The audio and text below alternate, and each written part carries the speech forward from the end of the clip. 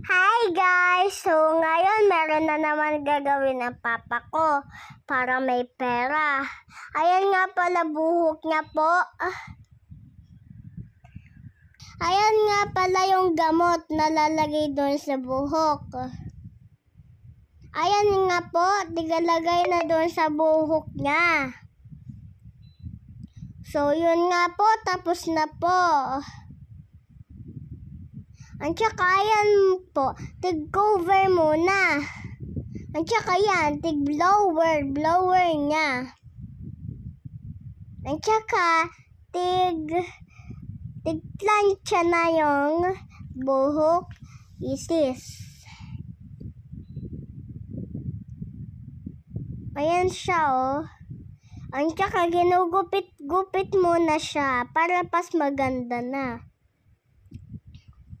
Ayan na po